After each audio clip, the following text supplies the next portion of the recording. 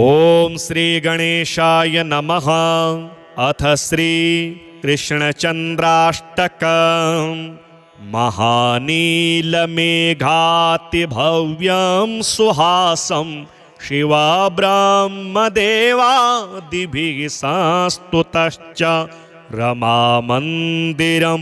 देवनन्दापदाहं भजे राधिकावल्लभं कृष्णचन्द्रं रसं वेदवेदान्तवेद्यं दुरापं सुगम्यं तदीयादिभिर्दानवघनं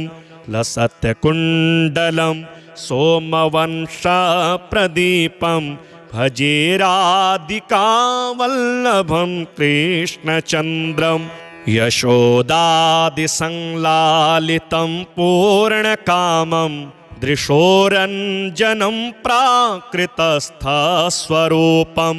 दिनान्ते समायान्तमेकान्तभक्तैर्भजे राधिकावल्लभं कृष्णचन्द्रं कृपादृष्टिसम्पातसिक्तस्वकुञ्जं तदन्तः स्थितस्वीयसम्यग्दशादं पुनस्तत्र तैः सत्कृतैकान्तलीलं भजे राधिकावल्लभं कृष्णचन्द्रं गृहे गोपिकाभिर्धृते चौर्यकाले तदक्षोश्च निक्षिप्य दुग्धं चलन्तं तदा तद्वियोगादिसम्पत्तिकारं भजे राधिकावल्लभं कृष्णचन्द्रं चलत् कौस्तुभव्याप्तवक्षः प्रदेशं महावैजयन्ती लसत्पादयुग्मं सुखस्तूरिका दीप्तभालप्रदेशं भजे राधिका वल्लभं कृष्णचन्द्रं गवादोहने दृष्टराधामुखाब्जं तदानीं च तन्मेलनव्यग्रचित्तं समुत्पन्नतन्मानसैकान्तभावं भजे राधिका वल्लभं कृष्णचन्द्रम् अदः कृष्णचन्द्राष्टकं प्रेमयुक्तः पठेत् कृष्णसान्निध्यमाप्नोति नित्यं कलौ यः स संसार दुःखातिरिक्तं प्रयात्येव विष्णोः पदं निर्भयं तत् महानीलमेघातिभव्यं सुहासं शिवा ब्रह्मदेवादिभिः संस्तुतश्च रमामन्दिरं देवनन्दापदाहं भजे राधिकावल्लभं कृष्णचन्द्रं रसं वेदवेदान्तवेद्यं दुरापं सुगम्यं तदीयादिभिर्दानवघनं लसत्कुण्डलं सोमवंशप्रदीपं भजे राधिकावल्लभं कृष्णचन्द्रं यशोदादिसंलालितं पूर्णकामं दृशोरञ्जनं प्राकृतस्थस्वरूपं दिनान्ते समायान्तमेकान्तभक्तैर्भजे राधिकावल्लभं कृष्णचन्द्रं कृपादृष्टिसम्पातसिक्तस्वकुञ्जं तदन्तः स्थितस्वीयसम्यग्दशादं पुनस्तत्र तैः सत्कृतैकान्तलीलं भजे राधिकावल्लभं कृष्णचन्द्रं गृहे गोपिकाभिर्धृते चौर्यकाले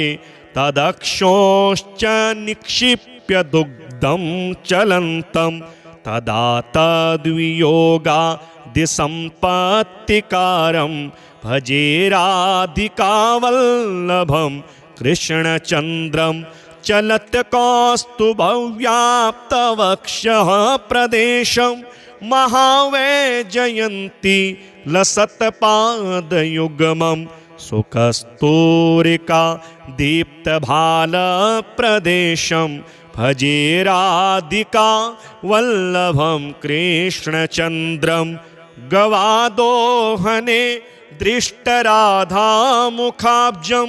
तदानीं च तन्मेलनव्यग्रचित्तं समुत्पन्नतन्मानसैकान्तभावं भजे राधिका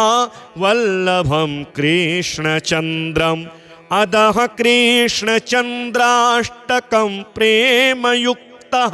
पठेत् कृष्णसान्निध्यमाप्नोति नित्यं कलौ यः स संसार दुःखातिरिक्तं प्रयात्येव विष्णोः पदं निर्भयं तत् महानीलमेघातिभव्यं सुहासं शिवा ब्रह्मदेवादिभिः संस्तुतश्च रमामन्दिरं देवनन्दापदाहं भजे राधिकावल्लभं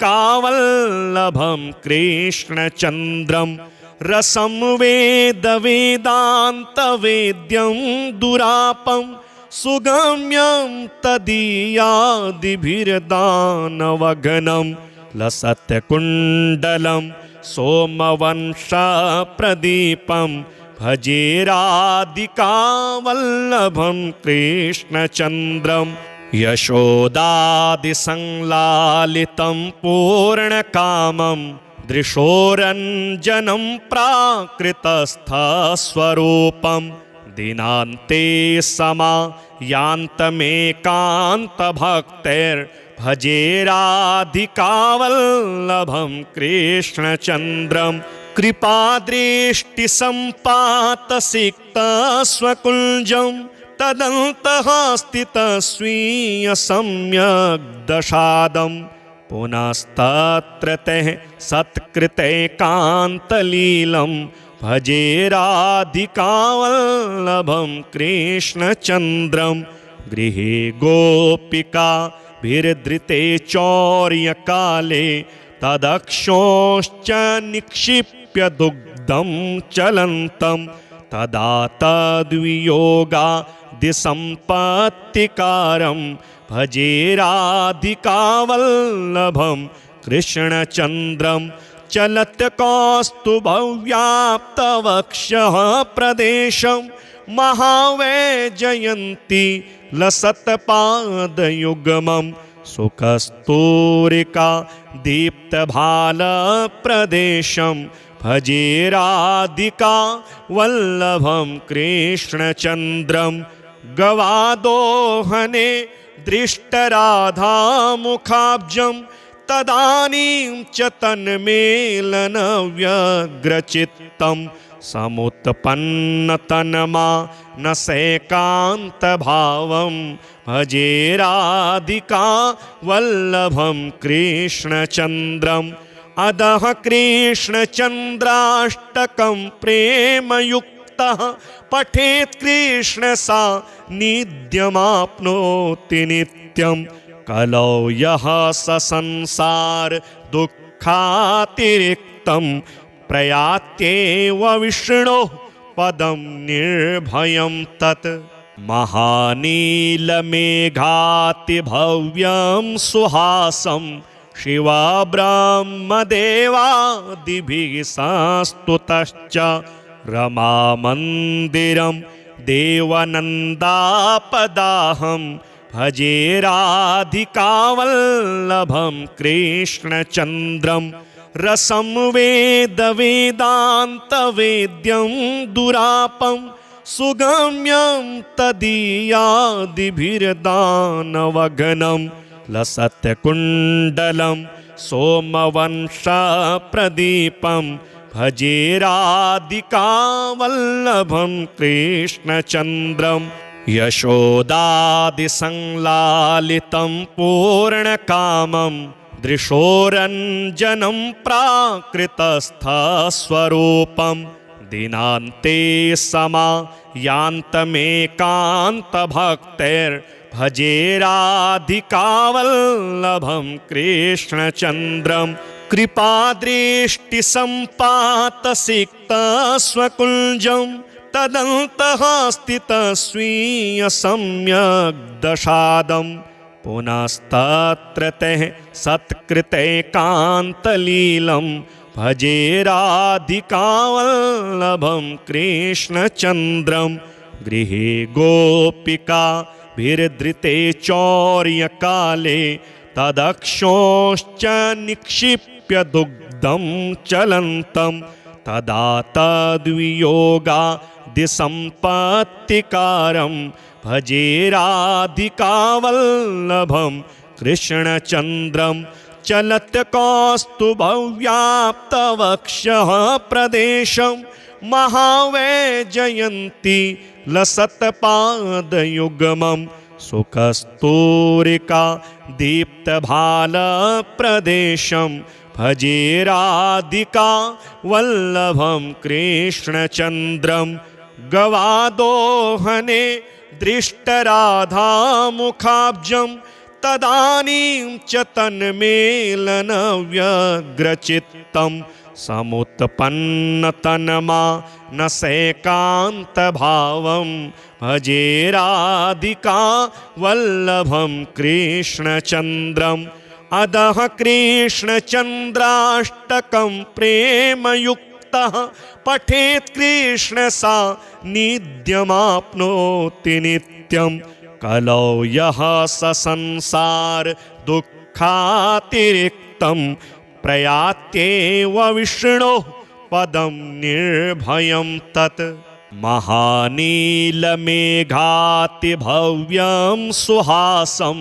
शिवब्रह्मदेवादिभिः संस्तुतश्च रमामन्दिरं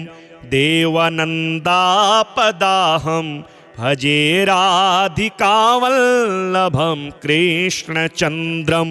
रसं वेदवेदान्तवेद्यं दुरापं सुगम्यं तदीयादिभिर्दानवघनं लसत्कुण्डलं सोमवंशप्रदीपं भजे राधिकावल्लभं कृष्णचन्द्रं यशोदादिसंलालितं पूर्णकामं दृशोरञ्जनं प्राकृतस्थस्वरूपं दिनान्ते समायान्तमेकान्तभक्तिर्भजे राधिकावल्लभं कृष्णचन्द्रं कृपादृष्टिसम्पातसिक्तस्वकुञ्जं तदन्तः स्थितस्वीयसम्यग्दशादं पुनस्तत्र तैः सत्कृतैकान्तलीलं भजे राधिकावल्लभं कृष्णचन्द्रं गृहे गोपिकाभिर्धृते चौर्यकाले तदक्षोश्च निक्षिप्य दुग्धं चलन्तं तदा तद्वियोगादिसम्पत्तिकारं भजे राधिकावल्लभं कृष्णचन्द्रं चलत् कौस्तुभव्याप्तवक्षः प्रदेशं महावैजयन्ती लसत्पादयुग्मं सुकस्तूरिका दीप्तभालप्रदेशं भजे राधिका वल्लभं कृष्णचन्द्रं गवादोहने दृष्टराधामुखाब्जं तदानीं च तन्मेलनव्यग्रचित्तं समुत्पन्नतन्मानसैकान्तभावं भजे राधिका वल्लभं कृष्णचन्द्रं अदः कृष्णचन्द्राष्टकं प्रेमयुक्तः पठेत् कृष्णसान्निध्यमाप्नोति नित्यं कलौ यः स संसार दुःखातिरिक्तं प्रयात्येव विष्णोः पदं निर्भयं तत् महानीलमेघातिभव्यं सुहासं शिवब्रह्मदेवादिभिः संस्तुतश्च रमामन्दिरं देवनन्दापदाहं भजे राधिकावल्लभं कृष्णचन्द्रं रसं वेदवेदान्तवेद्यं दुरापं सुगम्यं तदीयादिभिर्दानवघनं लसत्कुण्डलं सोमवंशप्रदीपं भजे राधिकावल्लभं कृष्णचन्द्रं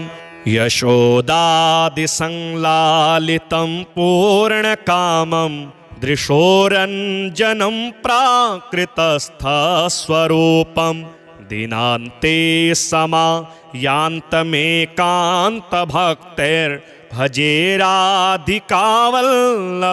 कृष्णचन्द्रं कृपादृष्टिसम्पातसिक्तस्वकुञ्जं तदन्तः स्थितस्वीयसम्यग्दशादं पुनस्तत्र तैः सत्कृतैकान्तलीलं भजे राधिकावल्लभं कृष्णचन्द्रं गृहे गोपिकाभिर्धृते चौर्यकाले तदक्षोश्च निक्षिप्य दुग्धं चलन्तं तदा तद्वियोगादिसम्पत्तिकारं भजे राधिकावल्लभं कृष्णचन्द्रं चलत् कौस्तुभव्याप्तवक्षः प्रदेशं महावैजयन्ती लसत्पादयुग्मं सुकस्तूरिका दीप्तभालप्रदेशं भजे राधिका वल्लभं कृष्णचन्द्रं गवादोहने दृष्टराधामुखाब्जं तदानीं च तन्मेलनव्यग्रचित्तं समुत्पन्नतन्मानसैकान्तभावं भजे राधिका वल्लभं कृष्णचन्द्रम् अदः कृष्णचन्द्राष्टकं प्रेमयुक्तः पठेत् कृष्णसान्निध्यमाप्नोति नित्यं कलौ यः स संसार दुःखातिरिक्तं प्रयात्येव विष्णोः पदं निर्भयं तत् महानीलमेघातिभव्यं सुहासं शिवब्रह्मदेवादिभिः संस्तुतश्च रमामन्दिरं देवनन्दापदाहं भजे राधिकावल्लभं कृष्णचन्द्रं रसं वेदवेदान्तवेद्यं दुरापं सुगम्यं तदीयादिभिर्दानवघनं लसत्कुण्डलं सोमवंशप्रदीपं भजे राधिकावल्लभं कृष्णचन्द्रं यशोदादिसंलालितं पूर्णकामं दृशोरञ्जनं प्राकृतस्थस्वरूपं दिनान्ते समायान्तमेकान्तभक्तिर्भजे राधिकावल्लभं कृष्णचन्द्रं कृपादृष्टिसम्पातसिक्तस्वकुञ्जं तदन्तः स्थितस्वीयसम्यग्दशादं पुनस्तत्र तैः सत्कृतैकान्तलीलं भजे राधिकावल्लभं कृष्णचन्द्रं गृहे गोपिकाभिर्धृते चौर्यकाले तदक्षोश्च निक्षिप्य दुग्धं चलन्तं तदा तद्वियोगादिसम्पत्तिकारं भजे राधिकावल्लभं कृष्णचन्द्रं चलत् कौस्तुभव्याप्तवक्षः प्रदेशं महावैजयन्ती लसत्पादयुग्मं सुकस्तूरिका दीप्तभालप्रदेशं भजे राधिका वल्लभं कृष्णचन्द्रं गवादोहने दृष्टराधामुखाब्जं तदानीं च तन्मेलनव्यग्रचित्तं समुत्पन्नतन्मानसैकान्तभावं भजे राधिका वल्लभं कृष्णचन्द्रम् अदः कृष्णचन्द्राष्टकं प्रेमयुक्तः पठेत् कृष्णसान्निध्यमाप्नोति नित्यं कलौ यः स संसार दुःखातिरिक्तं प्रयात्येव विष्णोः पदं निर्भयं तत् महानीलमेघातिभव्यं सुहासं शिवा ब्रह्मदेवादिभिः संस्तुतश्च रमामन्दिरं देवनन्दापदाहं भजे राधिकावल्लभं कृष्णचन्द्रं रसं वेदवेदान्तवेद्यं दुरापं सुगम्यं तदीयादिभिर्दानवघनं लसत्कुण्डलं सोमवंशप्रदीपं भजे राधिकावल्लभं कृष्णचन्द्रं यशोदादिसंलालितं पूर्णकामं दृशोरञ्जनं प्राकृतस्थस्वरूपं दिनान्ते समायान्तमेकान्तभक्तैर्भजे राधिकावल्लभं कृष्णचन्द्रं कृपादृष्टिसम्पातसिक्तस्वकुञ्जं तदन्तः स्थितस्वीयसम्यग्दशादं पुनस्तत्र तैः सत्कृतैकान्तलीलं भजे राधिकावल्लभं कृष्णचन्द्रं गृहे गोपिकाभिर्धृते चौर्यकाले तदक्षोश्च निक्षिप्य दुग्धं चलन्तं तदा तद्वियोगादिसम्पत्तिकारं भजे राधिकावल्लभं कृष्णचन्द्रं चलत् कौस्तुभव्याप्तवक्षः प्रदेशं महावैजयन्ती लसत्पादयुग्मं सुकस्तूरिका दीप्तभालप्रदेशं भजे राधिका वल्लभं कृष्णचन्द्रं गवादोहने दृष्टराधामुखाब्जं तदानीं च तन्मेलनव्यग्रचित्तं समुत्पन्नतन्मानसैकान्तभावं भजे राधिका वल्लभं कृष्णचन्द्रम्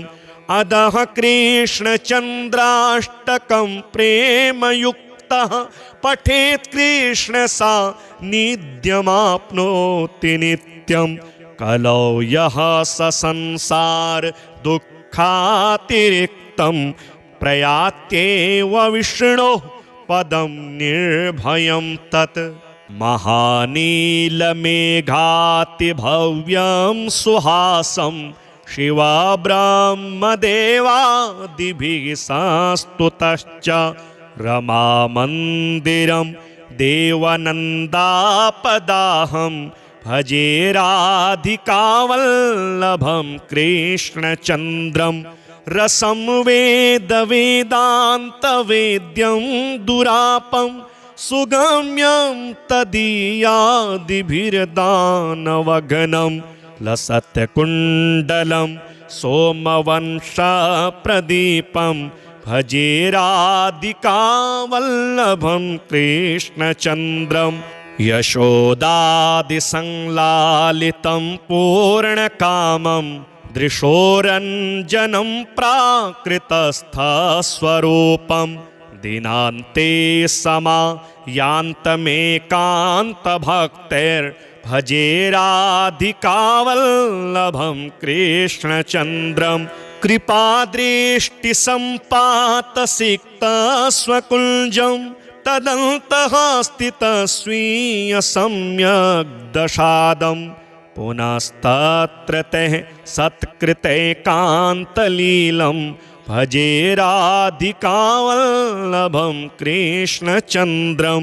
गृहे गोपिकाभिर्धृते चौर्यकाले तदक्षोश्च निक्षिप्य दुग्धं चलन्तं तदा तद्वियोगादिसम्पत्तिकारं भजे राधिकावल्लभं कृष्णचन्द्रं चलत् कौस्तुभव्याप्तवक्षः प्रदेशं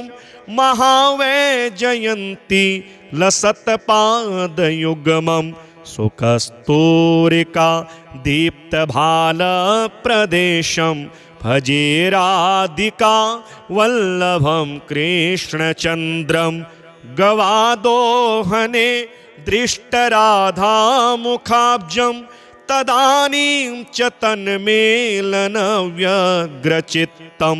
समुत्पन्नतन्मानसैकान्तभावं भजे राधिका वल्लभं कृष्णचन्द्रम् अदः कृष्णचन्द्राष्टकं प्रेमयुक्तः पठेत् कृष्ण सान्निध्यमाप्नोति नित्यं कलौ यः स संसार दुःखातिरिक्तं प्रयात्येव विष्णोः पदं निर्भयं तत् महानीलमेघातिभव्यं सुहासं शिवा ब्रह्मदेवादिभिः संस्तुतश्च रमामन्दिरं देवनन्दापदाहं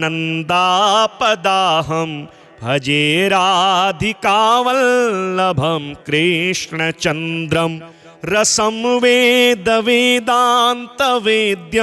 दुरापं सुगम्यं तदीयादिभिर्दानवघनं लसत्कुण्डलं सोमवंशप्रदीपं भजे राधिकावल्लभं कृष्णचन्द्रं यशोदादिसंलालितं पूर्णकामं दृशोरञ्जनं प्राकृतस्थस्वरूपं दिनान्ते समायान्तमेकान्तभक्तैर्भजे राधिकावल्लभं कृष्णचन्द्रं कृपादृष्टिसम्पातसिक्तस्वकुञ्जं तदन्तः स्थितस्वीयसम्यग्दशादं पुनस्तत्र ते सत्कृतैकान्तलीलं भजे राधिकावल्लभं कृष्णचन्द्रं गृहे गोपिकाभिर्धृते चौर्यकाले तदक्षोश्च निक्षिप्य दुग्धं चलन्तं तदा तद्वियोगादिसम्पत्तिकारं भजे राधिकावल्लभं कृष्णचन्द्रं चलत् कौस्तुभव्याप्तवक्षः प्रदेशं महावैजयन्ती लसत्पादयुग्मं सुखस्तूरिका दीप्तभालप्रदेशं भजे राधिका वल्लभं कृष्णचन्द्रं गवादोहने दृष्टराधामुखाब्जं तदानीं च तन्मेलनव्यग्रचित्तं समुत्पन्नतन्मानसैकान्तभावं भजे राधिका वल्लभं कृष्णचन्द्रम् अदः कृष्णचन्द्राष्टकं प्रेमयुक्तः पठेत् कृष्ण सान्निध्यमाप्नोति नित्यं कलौ यः स संसार दुःखातिरिक्तं प्रयात्येव विष्णोः पदं निर्भयं तत् महानीलमेघातिभव्यं सुहासं शिवा ब्रह्मदेवादिभिः संस्तुतश्च रमामन्दिरं देवनन्दापदाहं भजे राधिकावल्लभं कृष्णचन्द्रं रसं वेदवेदान्तवेद्यं दुरापं सुगम्यं तदीयादिभिर्दानवघनं लसत्कुण्डलं सोमवंशप्रदीपं भजे राधिकावल्लभं कृष्णचन्द्रं यशोदादिसंलालितं पूर्णकामं दृशोरञ्जनं प्राकृतस्थस्वरूपं दिनान्ते समायान्तमेकान्तभक्तिर्भजे राधिकावल्लभं कृष्णचन्द्रं कृपादृष्टिसम्पातसिक्तस्वकुञ्जं तदन्तः स्थितस्वीयसम्यग्दशादं पुनस्तत्र तैः सत्कृतैकान्तलीलं भजे राधिकावल्लभं कृष्णचन्द्रं गृहे गोपिकाभिर्धृते चौर्यकाले तदक्षोश्च निक्षिप्य दुग्धं चलन्तं तदा तद्वियोगादिसम्पत्तिकारं भजे राधिकावल्लभं कृष्णचन्द्रं चलत् कौस्तुभव्याप्तवक्षः प्रदेशं महावैजयन्ती लसत्पादयुग्मं सुकस्तूरिका दीप्तभालप्रदेशं भजे राधिका वल्लभं कृष्णचन्द्रं गवादोहने दृष्टराधामुखाब्जं तदानीं च तन्मेलनव्यग्रचित्तं समुत्पन्नतन्मानसैकान्तभावं भजे राधिका वल्लभं कृष्णचन्द्रम् अदः कृष्णचन्द्राष्टकं प्रेमयुक्तः पठेत् कृष्णसान्निध्यमाप्नोति नित्यं कलौ यः स संसार दुःखातिरिक्तं प्रयात्येव विष्णोः पदं निर्भयं तत् महानीलमेघातिभव्यं सुहासं शिवा ब्रह्मदेवादिभिः संस्तुतश्च रमामन्दिरं देवनन्दापदाहं भजे राधिकावल्लभं कृष्णचन्द्रं रसं वेदवेदान्तवेद्यं दुरापं सुगम्यं तदीयादिभिर्दानवघनं लसत्कुण्डलं सोमवंशप्रदीपं भजे राधिकावल्लभं कृष्णचन्द्रं यशोदादिसंलालितं पूर्णकामं दृशोरञ्जनं प्राकृतस्थस्वरूपं दिनान्ते समायान्तमेकान्तभक्तिर्भजे राधिकावल्लभं कृष्णचन्द्रं कृपादृष्टिसम्पातसिक्तस्वकुञ्जं तदन्तः स्थितस्वीयसम्यग्दशादं पुनस्तत्र तैः सत्कृतैकान्तलीलं भजे राधिकावल्लभं कृष्णचन्द्रं गृहे गोपिकाभिर्धृते चौर्यकाले तदक्षोश्च निक्षिप्य दुग्धं चलन्तं तदा तद्वियोगादिसम्पत्तिकारं भजे राधिकावल्लभं कृष्णचन्द्रं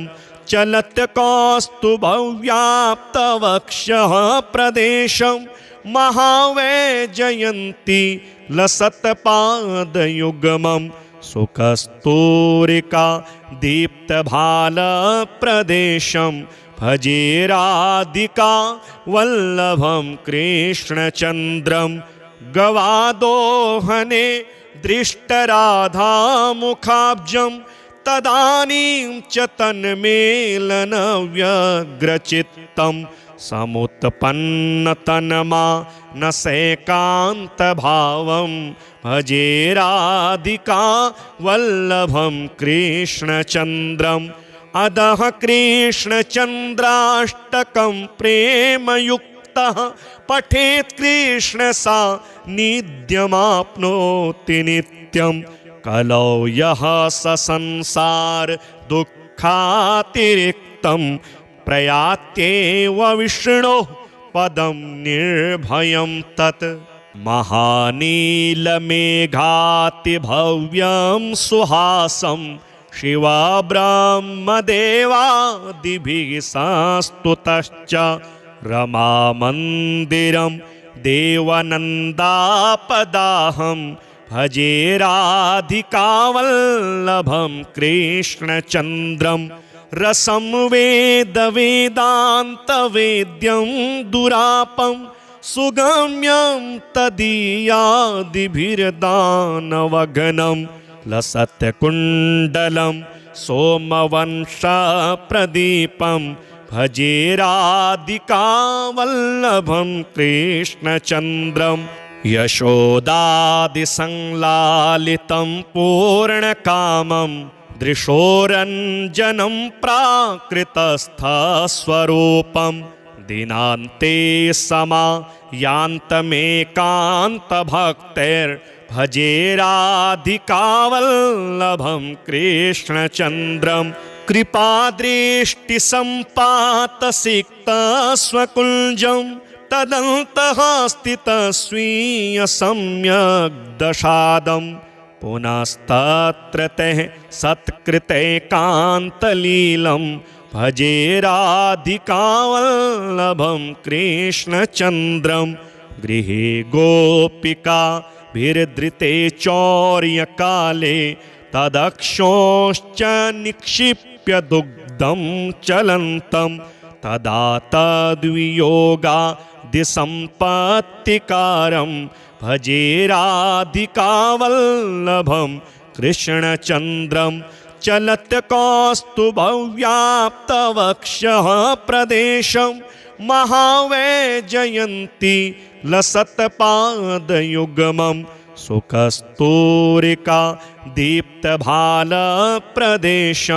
भजे राधिका वल्लभं कृष्णचन्द्रं गवादोहने दृष्टराधामुखाब्जं तदानीं च तन्मेलनव्यग्रचित्तं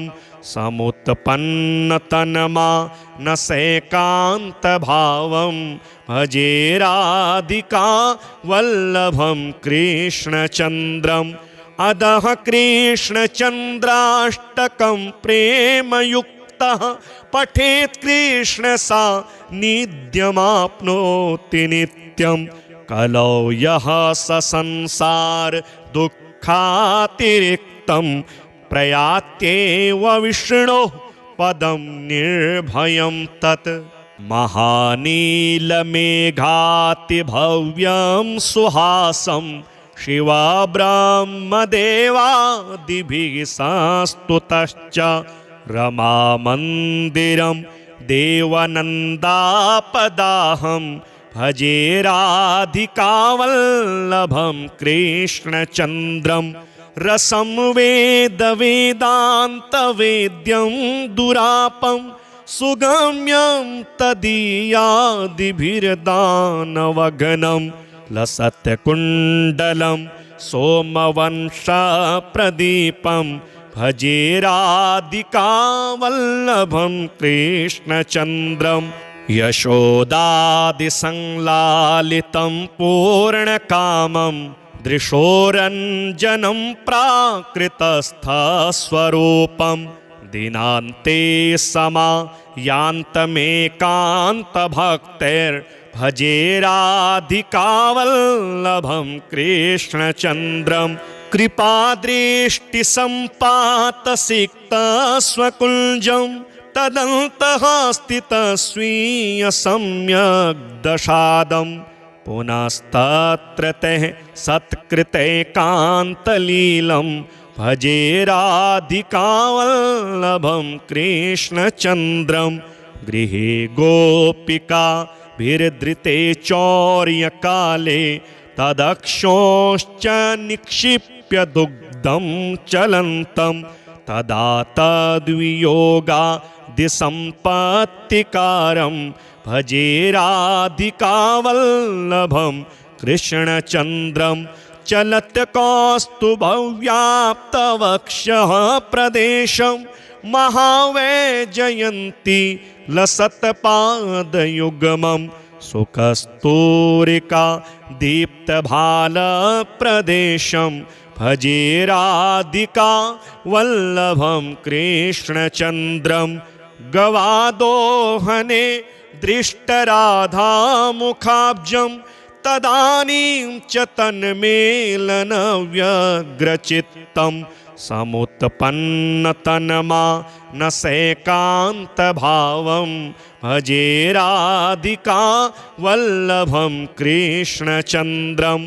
अदः कृष्णचन्द्राष्टकं प्रेमयुक्तः पठेत् कृष्ण सान्निध्यमाप्नोति नित्यं कलौ यः स संसार दुःखातिरिक्तं प्रयात्येव विष्णोः पदं निर्भयं तत् महानीलमेघातिभव्यं सुहासं शिवा ब्रह्मदेवादिभिः संस्तुतश्च रमामन्दिरं देवनन्दापदाहं भजे राधिकावल्लभं कृष्णचन्द्रं रसं वेदवेदान्तवेद्यं दुरापं सुगम्यं तदीयादिभिर्दानवघनं लसत्कुण्डलं सोमवंशप्रदीपं भजे राधिकावल्लभं कृष्णचन्द्रं यशोदादिसंलालितं पूर्णकामं दृशोरञ्जनं प्राकृतस्थस्वरूपं दिनान्ते समायान्तमेकान्तभक्तैर्भजे राधिकावल्लभं कृष्णचन्द्रं कृपादृष्टिसम्पातसिक्तस्वकुञ्जं तदन्तः स्थितस्वीय सम्यग् दशादं पुनस्तत्र तैः सत्कृतैकान्तलीलं भजे राधिकावल्लभं कृष्णचन्द्रं गृहे गोपिकाभिर्धृते चौर्यकाले तदक्षोश्च निक्षिप्य दुग्धं चलन्तं तदा तद्वियोगादिसम्पत्तिकारं भजे राधिकावल्लभं कृष्णचन्द्रं चलत् कौस्तुभव्याप्तवक्षः प्रदेशं महावैजयन्ती लसत्पादयुग्मं सुखस्तूरिका दीप्तभालप्रदेशं भजे राधिका वल्लभं कृष्णचन्द्रं गवादोहने दृष्टराधामुखाब्जं तदानीं च तन्मेलनव्यग्रचित्तं समुत्पन्नतन्मानसैकान्तभावं भजे राधिका वल्लभं कृष्णचन्द्रम् अदः कृष्णचन्द्राष्टकं प्रेमयुक्तः पठेत् कृष्ण सान्निध्यमाप्नोति नित्यं कलौ यः स संसार दुःखातिरिक्तं प्रयात्येव विष्णोः पदं निर्भयं तत् महानीलमेघातिभव्यं सुहासं शिवा ब्रह्मदेवादिभिः संस्तुतश्च रमामन्दिरं देवानन्दापदाहं भजे राधिकावल्लभं कृष्णचन्द्रं रसं वेदवेदान्तवेद्यं दुरापं सुगम्यं तदीयादिभिर्दानवघनं लसत्कुण्डलं सोमवंशप्रदीपं भजे राधिकावल्लभं कृष्णचन्द्रं यशोदादिसंलालितं पूर्णकामं दृशोरञ्जनं प्राकृतस्थस्वरूपं दिनान्ते समायान्तमेकान्तभक्तैर्भजे राधिकावल्लभं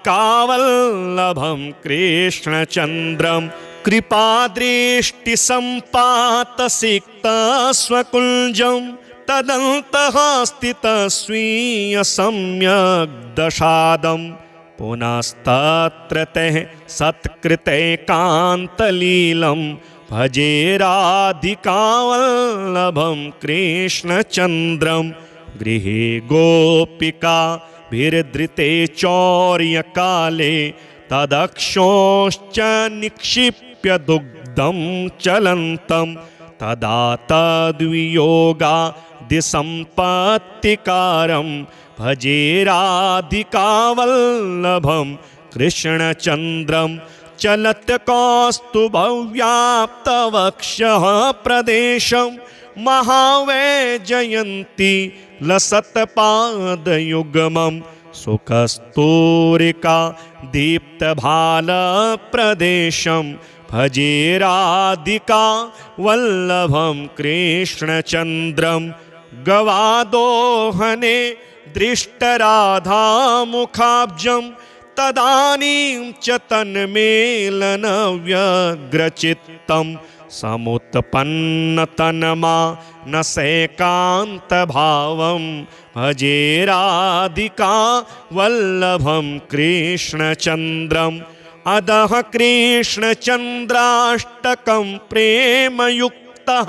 पठेत् कृष्णसान्निध्यमाप्नोति नित्यं कलौ यः स संसार दुःखातिरिक्तं प्रयात्येव विष्णोः पदं निर्भयं तत् महानीलमेघातिभव्यं सुहासं शिवा ब्रह्मदेवादिभिः संस्तुतश्च रमामन्दिरं देवानन्दापदाहं भजे राधिकावल्लभं कृष्णचन्द्रं रसं वेदवेदान्तवेद्यं दुरापं सुगम्यं तदीयादिभिर्दानवघनं लसत्कुण्डलं सोमवंशप्रदीपं भजे राधिकावल्लभं कृष्णचन्द्रं यशोदादिसंलालितं पूर्णकामं दृशोरञ्जनं प्राकृतस्थस्वरूपं दिनान्ते समायान्तमेकान्तभक्तैर्भजे राधिकावल्लभं कृष्णचन्द्रं कृपादृष्टिसम्पातसिक्तस्वकुञ्जं तदन्तः स्थितस्वीयसम्यग्दशादं पुनस्तत्र तैः सत्कृतैकान्तलीलं भजे राधिकावल्लभं कृष्णचन्द्रं गृहे गोपिकाभिर्धृते चौर्यकाले तदक्षोश्च निक्षिप्य दुग्धं चलन्तं तदा तद्वियोगादिसम्पत्तिकारं भजे राधिकावल्लभं कृष्णचन्द्रं चलत् कौस्तुभव्याप्तवक्षः प्रदेशं महावैजयन्ती लसत्पादयुग्मं सुखस्तूरिका दीप्तभालप्रदेशं भजे राधिकावल्लभं कृष्णचन्द्रं गवादोहने दृष्टराधामुखाब्जं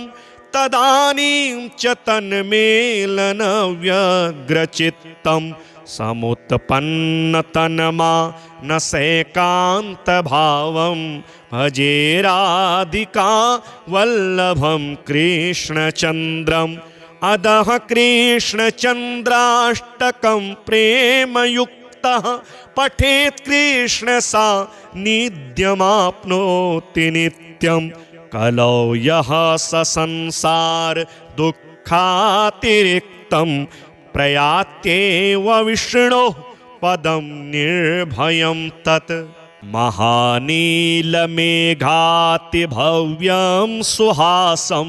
शिवा ब्रह्मदेवादिभिः संस्तुतश्च रमामन्दिरं देवनन्दापदाहं भजे राधिकावल्लभं कृष्णचन्द्रं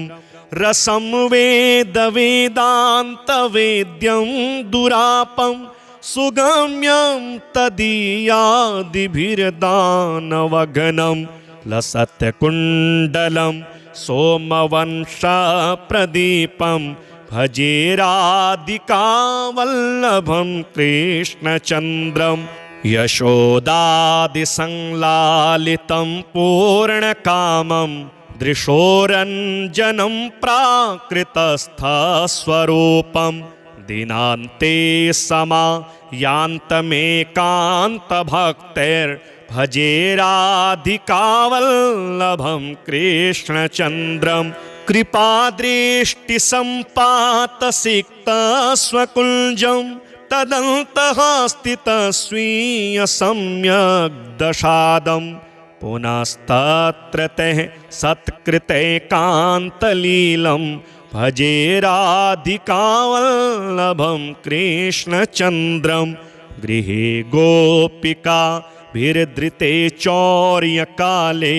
तदक्षोश्च निक्षिप्य दुग्धं चलन्तं तदा तद्वियोगादिसम्पत्तिकारं भजे राधिकावल्लभं कृष्णचन्द्रं चलत् कौस्तुभव्याप्तवक्षः प्रदेशं महावैजयन्ती लसत्पादयुग्मं सुखस्तूरिका दीप्तभालप्रदेशं भजे राधिका वल्लभं कृष्णचन्द्रं गवादोहने दृष्टराधामुखाब्जं तदानीं च तन्मेलनव्यग्रचित्तं समुत्पन्नतन्मानसैकान्तभावं भजे राधिका वल्लभं कृष्णचन्द्रम् अदः कृष्णचन्द्राष्टकं प्रेमयुक्तः पठेत् कृष्ण सान्निध्यमाप्नोति नित्यं कलौ यः स संसार दुःखातिरिक्तं प्रयात्येव विष्णोः पदं निर्भयं तत् महानीलमेघातिभव्यं सुहासं शिवा ब्रह्मदेवादिभिः संस्तुतश्च रमामन्दिरं देवनन्दापदाहं भजे राधिकावल्लभं कृष्णचन्द्रं रसं वेदवेदान्तवेद्यं दुरापं सुगम्यं तदीयादिभिर्दानवघनं लसत्कुण्डलं सोमवंशप्रदीपं भजे राधिकावल्लभं कृष्णचन्द्रं यशोदादिसंलालितं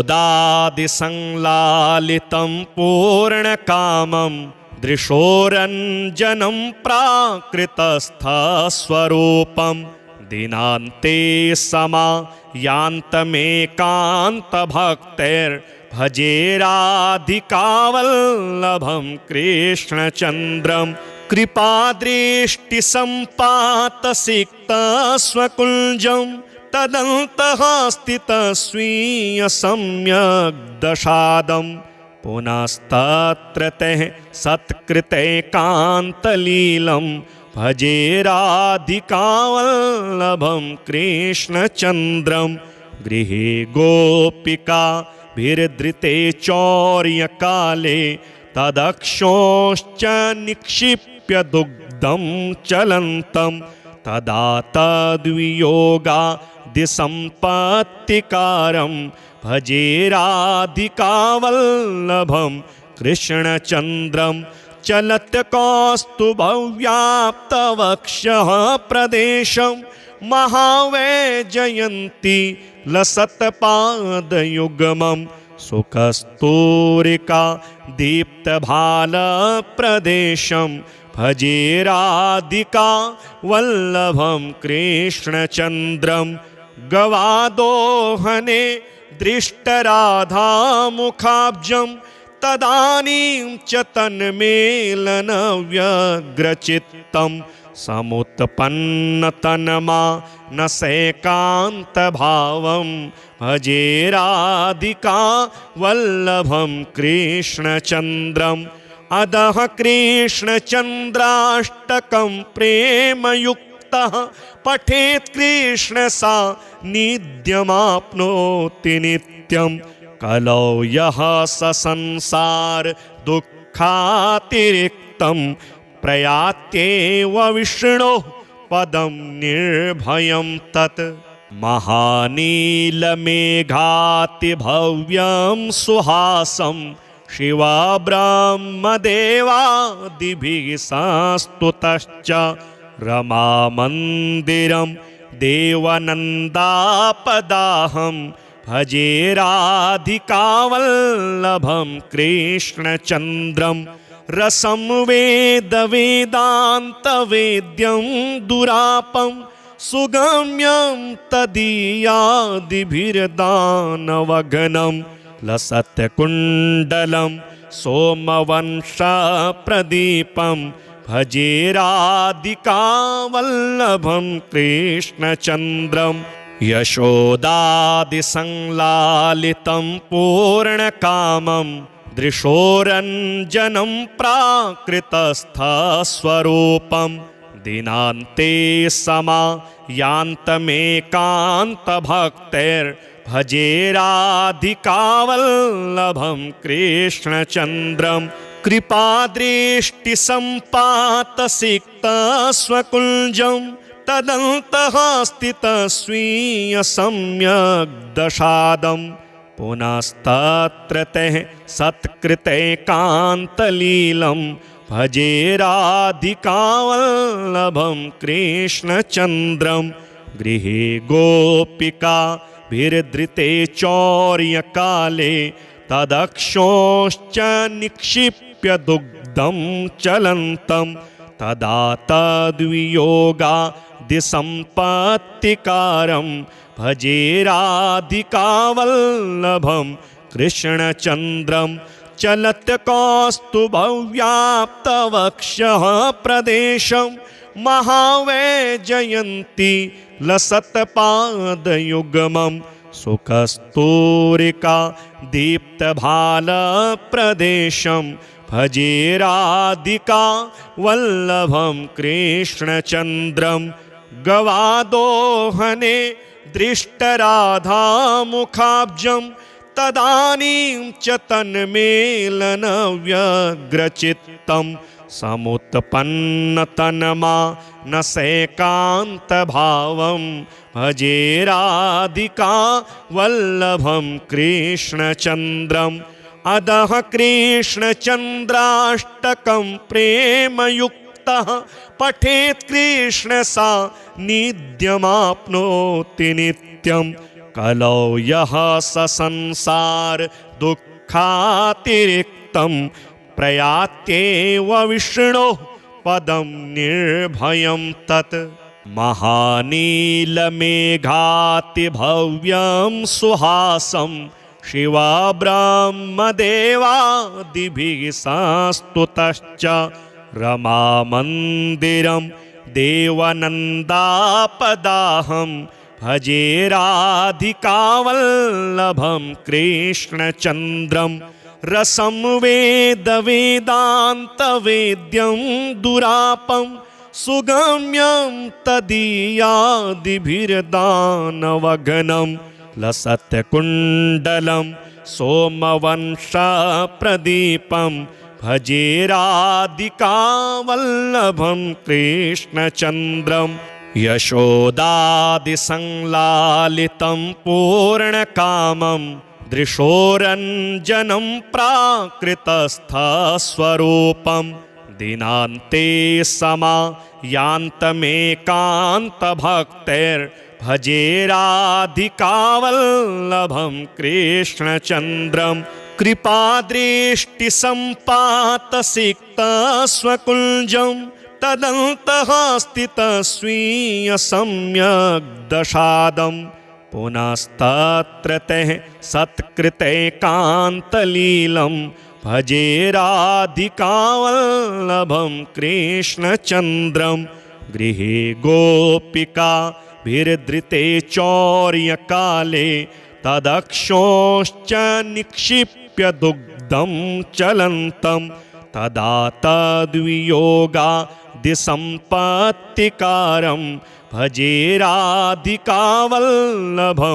कृष्णचन्द्रं चलत् कौस्तुभव्याप्तवक्षः प्रदेशं महावैजयन्ती लसत्पादयुग्मं सुखस्तूरिका दीप्तभालप्रदेशं भजे राधिका वल्लभं कृष्णचन्द्रं गवादोहने दृष्टराधामुखाब्जं तदानीं च तन्मेलनव्यग्रचित्तं समुत्पन्नतन्मानसैकान्तभावं भजे राधिका वल्लभं कृष्णचन्द्रम् अदः कृष्णचन्द्राष्टकं प्रेमयुक्तः पठेत् कृष्ण सान्निध्यमाप्नोति नित्यं कलौ यः स संसार दुःखातिरिक्तं प्रयात्येव विष्णोः पदं निर्भयं तत्।